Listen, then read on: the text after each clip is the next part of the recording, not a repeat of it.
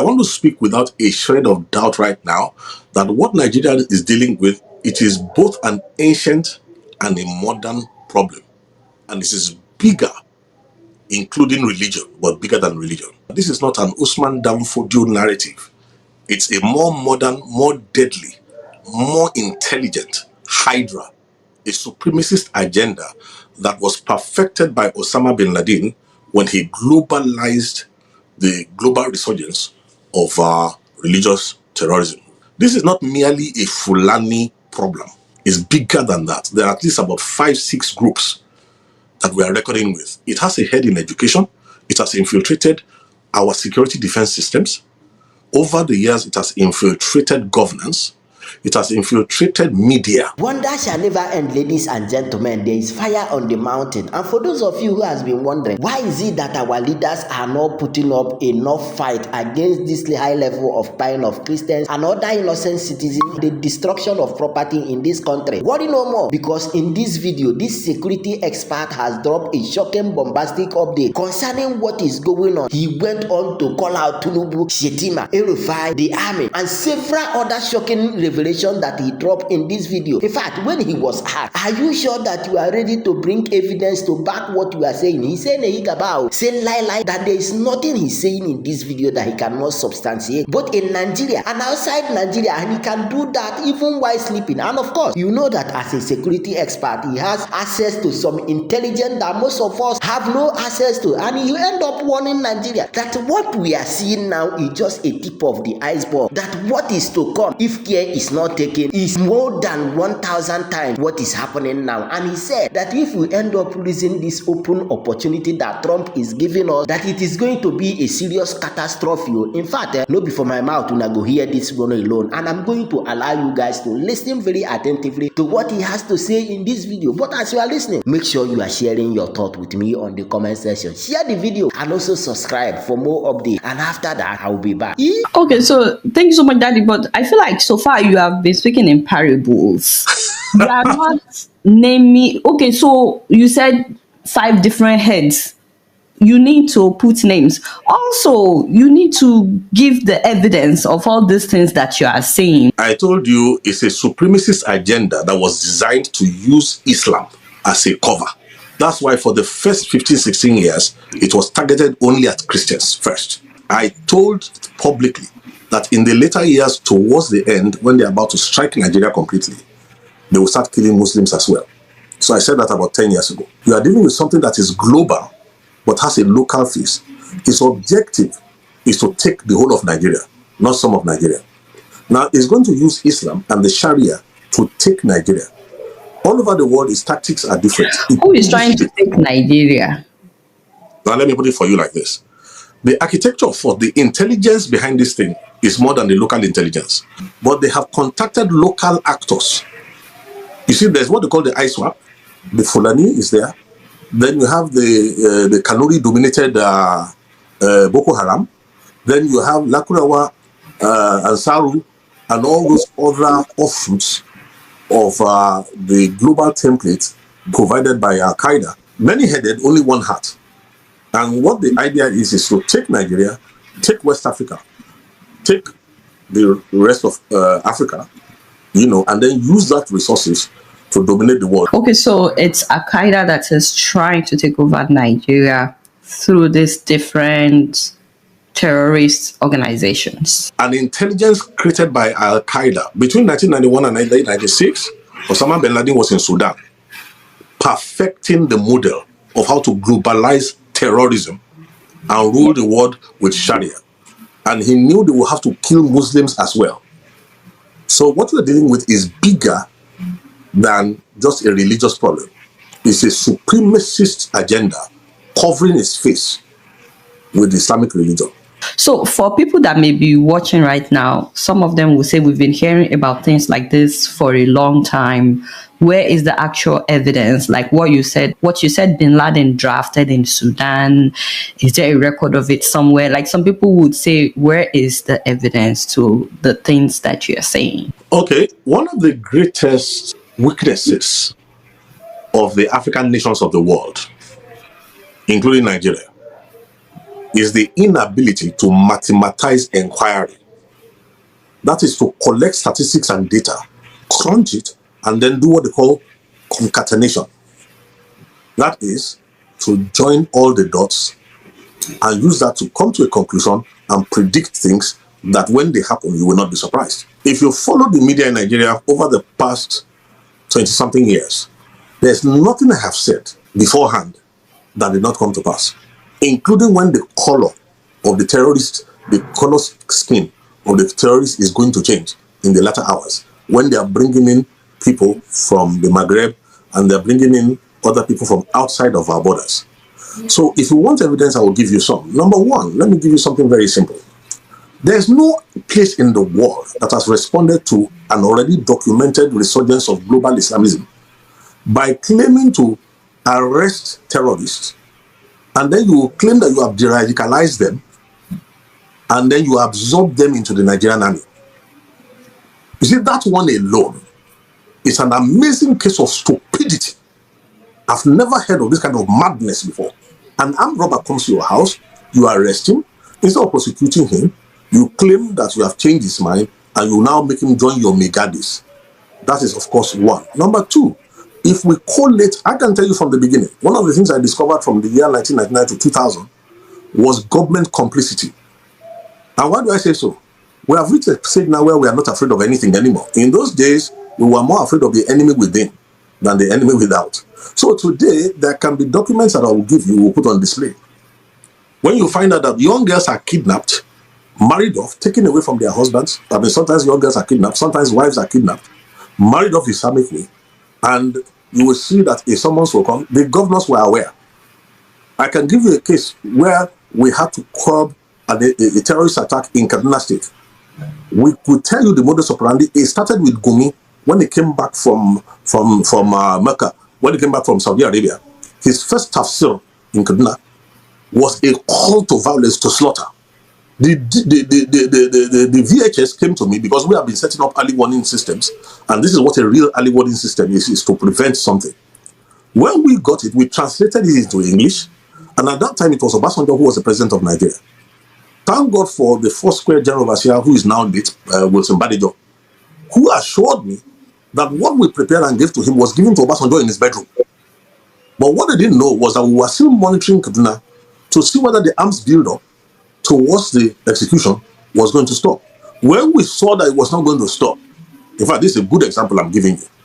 I had to call a special strategic session with media, because media is a force expander in this new war form, this Hydra-headed war form. At that time, the man they call Additional, who became Buhari's media, whatever, was at that time an editor-in-chief or something in one of the newspapers. They gathered together, and I told them, this is the problem. They are about to kill 600 to 900 people. Femi Additional. They are about to kill 600 to 900 people in Kaduna. And I said to them, we have sent all the information to the army, to all the places. There's nobody stopping them. Unknown to them, we were monitoring. The Gumi boy went into the SSS office in Kaduna laughing and came out laughing. When I got that report in Lagos, we decided to call this media meeting and say, look, how do we solve this? Now, there's a headline that we had to put up where they did as if they interviewed the head of CAN and had to interview Gumi. Immediately, we took the front pages, the full pages in the newspapers and the new media, and the news blew across the world. The queries came to the president of Nigeria. It was reported to me directly that the Gumi boy entered, then it was a small boy, he entered the SSS office. This time he didn't come out laughing. He left the country immediately. Now, this is a guy who has been banned by Saudi Arabia. They didn't allow him to enter Saudi Arabia. Let me give you another proof. I was on television when I found out there was no other way of escape, when an Al-Qaeda operative was already appointed as a federal minister in Buhari's government. And I questioned, do you mind naming that minister? What's his name? Something, Issa Pantami. How do I know? I supervised an evacuation in 2004 when a young Christian was slaughtered in the mosque of ATBU. That's Abubakar Tafawa Balewa University. Okay? Now, when we supervised that, it was this Pantami who was a lecturer in that university at that time, who put a fatwa on certain students because they preached the gospel to Muslims in a university. And at that time, when they killed that boy, we had to go and evacuate the others whose names I spoke to them recently. They are still afraid till now. The young guys brought them into Lagos. We made arrangements to take them into other countries where there's better respect for human worth. And then Sunday Achi was the name of the student who was murdered. Okay? At that time, for you to know how this thing works, there was a bishop who was working with the Obasanjo government who went to arrange for the burial of this boy. And when I said, let us make it an issue, they at that time were cooperating because they didn't realize how dangerous this Hydra is. Later, that Hydra attacked that bishop, almost killed him, finished his secretary. Fortunately, they couldn't catch his wife. They maimed him.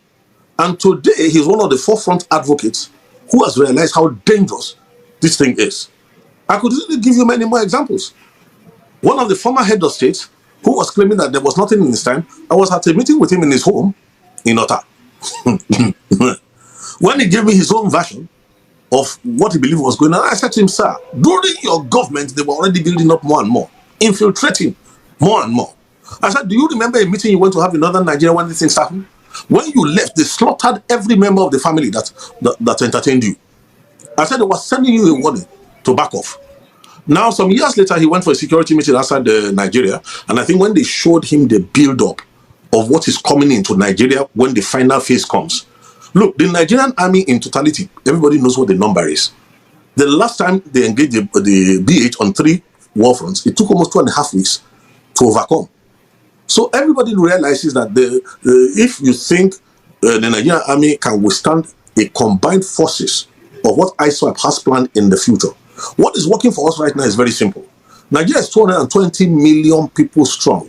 The number of all these people who want to swallow Nigeria, they're not even up to 450,000. Now, the strength of this is, let me break one nonsense that is going all around. And this is what we have to be careful to counsel the US government about. Anybody who looks and thinks that the Fulani is a primary problem is a joker. The Fulani is not the primary problem. All the combined forces of all these people is not up to 400 and something million. Now, is it this ill-educated... 400 and something thousand.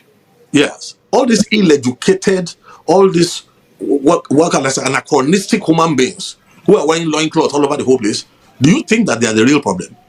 Listen, the Fulanis have told you that they were busy using their six when people came and gave them AK-47s and took their children to go and train. Why don't we realize that it's the intelligence that is arranging logistics, that is arranging safe passage for them? I have boys in the army. We used to pray for them. When they locate the enemy position in the Nigerian army, a signal comes from Abuja that they should not attack. The signal will be delayed. After 3 hours, they tell them, now go. The Boko Haram will have left that place. So, what more proof are do we you need? saying that the Nigerian government is involved in what is... What are you saying? Even Jonathan, before he left, openly said they are in my cabinet. Look, this thing has been known to collapse nations from within. So there's nothing new about what is going on in Nigeria. It's just like the architecture of thought. I would rather speak to the younger generation, the digital generation who understand programming. Because it looks as if the older generation don't have what it takes, don't have the understanding to acknowledge that there's a problem here. And let us come squarely. My eyes are on the president of Nigeria. It needs to be careful. Yes. Listen to me. I have nothing against him personally, but I can tell you something that is very, very clear to anybody. Now, he is an astute, consummate politician, but he doesn't realize that there's a global problem that he's dealing with. In order to become the president of Nigeria, nobody can argue there were deals that went on. And in our essence, what he did was that he, more than anybody else, realized that there are many factors to the Hydra. In terms of the kinetics, apart from the Fulani, the Boko Haram, the ISWAP controlled, Ansar, Lakurawa and Co. And what he did was to play them against each other so that you are alleging that President Tinubu had a deal with the terrorists? Excuse me, whether we like it or not, it is no longer a secret anywhere in the world that. So, but what's the evidence? Some people will say that. Okay, let me What give you talk. Let me evidence just do give you you have? let me throw you one quickly. People don't realize that the Mandela bombing in Niger State, the Catholic church that was bombed in Niger State, the fellow who headed it actually was in Lagos in Snake Island, 2 days, 3 days, and then traveled to northern Nigeria to take his team to execute. What does that tell you? Now, when he got into police custody, he was arrested and he miraculously escaped. When he escaped miraculously, where was he rearrested? Where did he take up refuge? He took up refuge in the lodge of a serving high placed government official from Borno State, who happens to now be who? The vice president of Nigeria. So what am I talking about here? Tinubu is one heartbeat away. You see, I feel sorry for him. In a way, we need to protect President Tinubu's life. He may think he has the guts to face these people, but I can tell you something, he has totally misread the size of the problem in which he has gone to double his hands. Okay, These so people, you said a lot of things. These are serious allegations. please, don't even bother. I'm the one talking. Listen, we are Yes. the circumcision. We worship God in the spirit. We rejoice in Christ Jesus and we have no confidence in the flesh. I'm a statesman. We worry about the generations to come. I'm not worried about the next election. There's nothing I'm saying that cannot be substantiated, not only within Nigeria, but globally. So let nobody deceive themselves. He's so-called, look, why do you think the federal government is trying to deny an evident truth? And all these people who have collected 30 pieces of silver, all these people speaking from two sides of the mouth, who are just shifting positions like the mendacious president that we have, why do you think they are going on like that? Because there's a plan. If this intervention had not come and the president was allowed to go through his 8 years, who would he hand over the country to? And does he think they are not wise enough to know that if they are able to eliminate him, into whose hand does the country go? Now, this is where the problem is. If the country goes into the hand of the Boko Haram, the Fulani will not be happy. Those who are, look, let me give you a good example, an open secret. When Shekau Are become an you saying that empowerment, the country will go into the hand of Boko Haram after Tinubu? please, if you remember very well, just after he came in, there was some kidnappings, some bombings, and then there was an outrageous demand for one is impossible, I can't remember, was it 20 billion or something, impossible amount of money. When that demand was made, it was not really because they felt that kind of money will be paid. It was a direct message, a coded message to the presidency. Everybody is aware now that there was complicity in the times of in terms of the former president Muhammad Buhari. Like I mentioned Issa Pantami. Also, don't forget about that his interesting governor who turned against Buhari in the last minute, who was persuaded to turn against Buhari, the worst governor Kaduna State has ever had. And I said something when Kaduna State was in Governor Tinubu's El tendency. Rufai? Yes. Look, let's not even go there. Go and look at his tweets in the earlier years. Go and look at his own open admission on television that he left Nigeria to neighboring countries to with money to go and sponsor the terrorists who had come to kill in Nigerian territory. Why did they have that kind of confidence then? Was because they knew they had entered governance. Now, as I'm speaking right now, listen, we need to reformat this country. And there's an opportunity that has come right now that if we mismanage this opportunity, let me tell you something, even God in heaven will look away when in the south part of Nigeria, in the eastern part of Nigeria, 13-year-old girls end up being raped. Look, there was a blogger recently who was being political, and I want to tell everybody prophetically right now what is coming up for those who refuse to face truth, those who refuse to give value to the lives of others. The young blogger recently said that there's no genocide, I'm a Christian, I don't feel threatened, long live P-Bat. She was one of those who was killed, if the account that is coming is right, in Kwara State in a church attack. Oh, she thought it was far away. Now, this is the fate, sadly, of those Now, who live in the by opportunity, you're talking about Trump saying that he would interfere with what is happening in Nigeria. Well, I prefer the word intervention, and let me put it for you like this. For any godly-minded person, the declaration of Nigeria as a country, a CPC, that Country of designation, concern. Yeah. yes, that designation is a human designation. What we should worry about is that God in heaven himself had already declared Nigeria as a country of particular concern. Listen, according to prophecy, Nigeria is supposed to be the trigger of a global move of revival. Then the other side too decided that Nigeria must become the epicenter of the next greatest satanic attack against the entire world. So the destiny of Nigeria is what we're fighting for. Look, the corruption in Nigeria, I gave an interview when President Tinubu entered, and I did remember saying that it will not be an honor for anybody to serve in this dispensation. After the negotiation, he bought.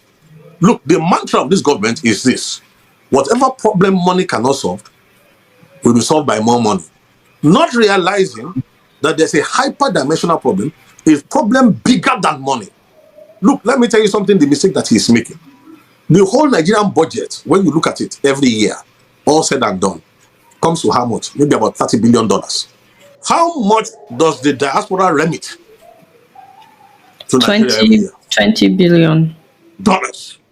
Yes, So, sir. when you hear Nigerians, you see, when poverty has been weaponized against a nation, people cannot think anymore. The older generation have been reduced by the weaponization of poverty.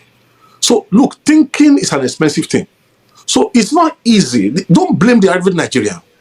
Okay. People are susceptible to money. So, Daddy, before we round up, you've said a lot of things. Are these things that you can defend, like the allegations sleep. of the president, In my sleep. the vice president being part of, the Excuse Boko me, in Haram? whose house was Kabiru Sokoto? In whose home was Kabiru Sokoto hiding before it was picked up? Please, if not for global interference in Nigerian affairs, we are ready 90-something% to the day of doom. So if we like, let us miss this opportunity. All those talking from the same different sides of the mouth, they will soon know what it is that we are dealing with. So, exactly what do you want the US to do? Very simple. There are 4 sets of people who are talking to us in the US. Number 1, those who are genuinely concerned. Right? Number 2, we have those who are looking for government appointments. Number 3, in the US, looking for government in the appointments US, in they are looking for Nigeria. government appointments in the US. They are careerists. Trump's That's who they are. administration. Then there are those who know that money, US dollars, follows policy.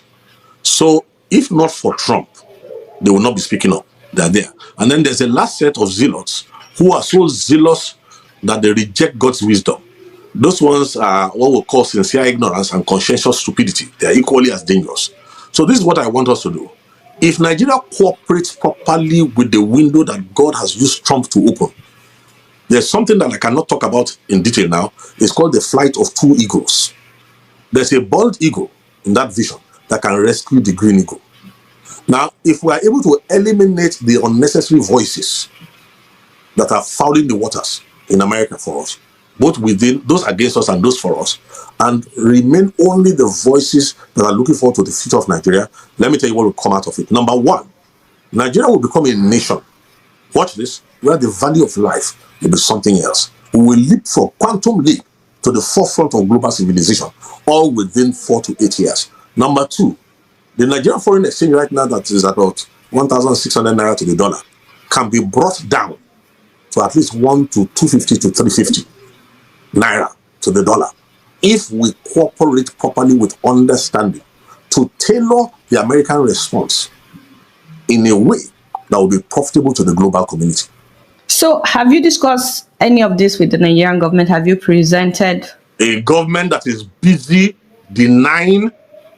Listen, the moment the Nigerian government is ready, even for President Tinubu, there's a way of escape for him. I fear for his life. If you do a proper concatenation and look at the analysis of what's on the table and the way these things are going, he can't trust anybody around him because there's an option open to them, which he's aware of. Okay? But Nigeria cannot afford that option. What's the option? Well, the point is this. If he cooperates with us, we have been studying this thing, we have been watching over this, we will create a Nigeria where no Muslim, no Christian is oppressed. Now, let me tell you this. When the generation of Awolowo and Zik and Co., when they got independence from Nigeria, Pax Britannica did not allow us to lay a firm foundation for a prosperous country. The divide and rule included religion.